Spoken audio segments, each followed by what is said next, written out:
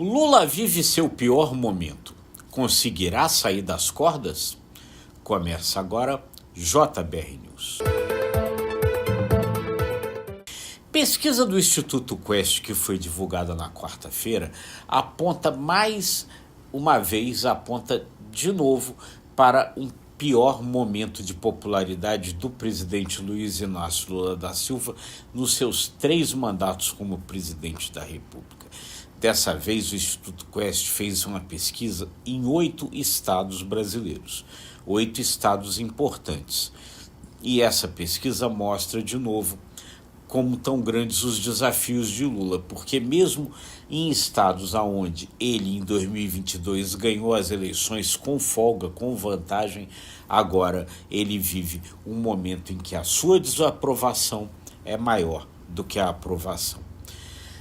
Nos 3 estados brasileiros que são considerados ali os estados decisivos numa eleição, pelo tamanho, pela importância que tem, São Paulo, Rio de Janeiro e Minas Gerais, a situação de Lula está, segundo o Instituto Quest, bastante complicada.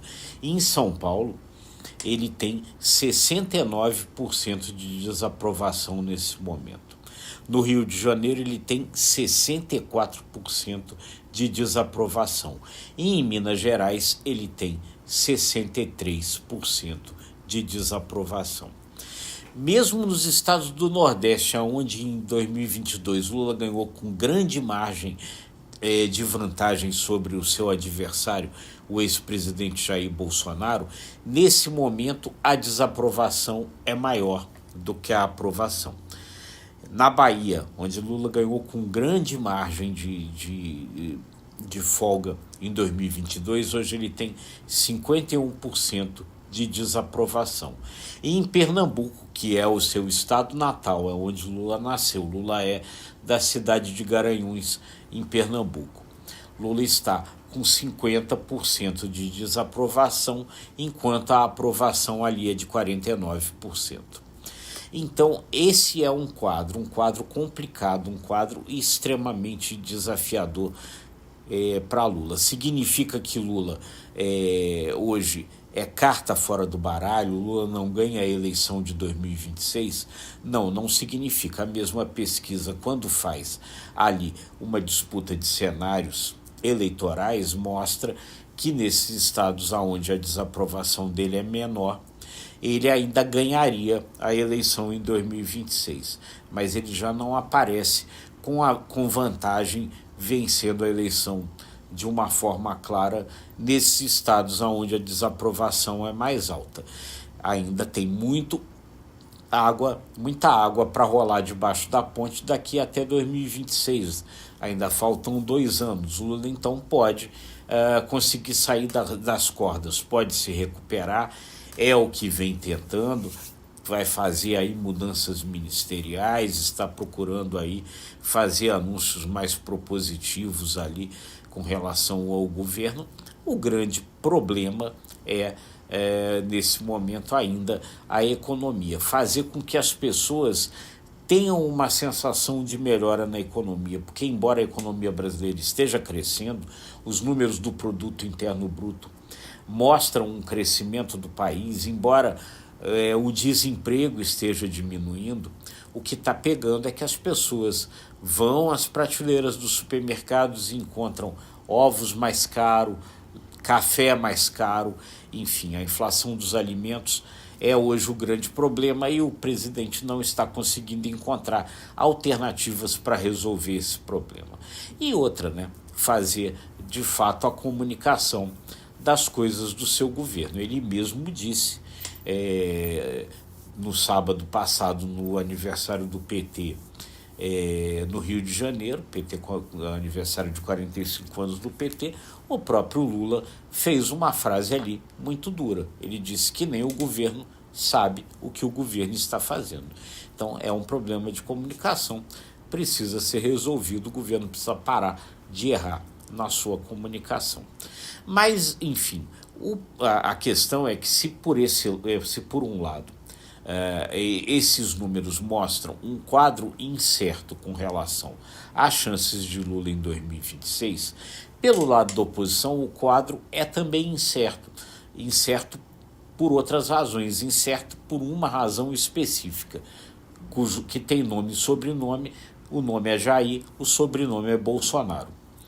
Jair Bolsonaro está nesse momento inelegível. Jair Bolsonaro responde a processo. Jair Bolsonaro deve vir a ser condenado até o final deste ano no processo que o responsabiliza de uma tentativa de golpe de Estado.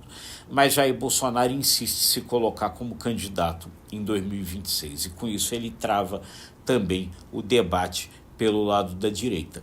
O senador Ciro Nogueira, presidente do PP, pediu a Bolsonaro que faça uma definição da sua situação até o final desse ano, para que, enfim, a oposição possa encontrar um caminho alternativo, se não for Bolsonaro o candidato em 2026. Isso precisa acontecer, porque, por exemplo, se o candidato da oposição for o governador de São Paulo, Tarcísio de Freitas, ele precisa se desincompatibilizar do cargo de governador até abril de 2026. Ele precisa construir a sua candidatura. Se não houver uma certeza de que o nome é ele, de que Bolsonaro se convenceu que está fora do páreo, Tarcísio de Freitas pode achar mais fácil disputar a reeleição em São Paulo.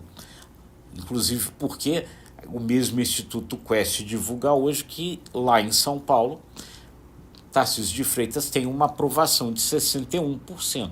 Ou seja, ele está com uma popularidade muito boa no estado em que governa. Então, para ele, talvez fosse mais fácil disputar a reeleição.